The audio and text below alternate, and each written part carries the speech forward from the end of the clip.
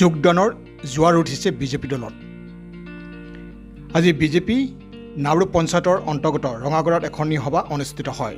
জিলা কিষাণ মৰ্চাৰ সাধাৰণ সম্পাদক হেমন্ত গগৈ, নাওৰূপৰ একালৰ বিজেপি দলক গুৰি ধৰোঁতা সুৰেণ গগৈৰ উদ্যোগত প্ৰায় 50গৰাকী লোকে বিজেপি দলৰ প্ৰতি আকৃষ্ট হৈ দলত যোগদান কৰে।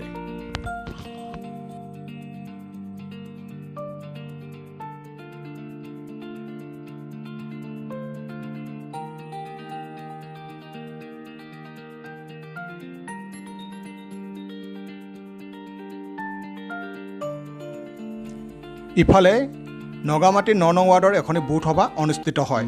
নাওৰূপ পঞ্চায়তৰ সভাপতি মৃগেন গগৈৰ সভাপতিত্বত অনুষ্ঠিত হোৱা সভাখনত বিজেপি ৰাজ্যিক কাৰ্যনিৰ্বাহক ৰঞ্জিত বৰুৱা, কিষাণ মৰ্চাৰ মণ্ডলৰ সভাপতি তথা 9 নং ৱাৰ্ডৰ প্ৰভাৰী হেমন্ত শইকীয়া, লগতে শক্তি কেন্দ্ৰৰ আহ্বায়ক নিতুপাত্ৰ সোণোৱাল উপস্থিত থকা সভাখনত প্ৰায় 40গৰাকী লোকে বিজেপি দলত যোগদান কৰে।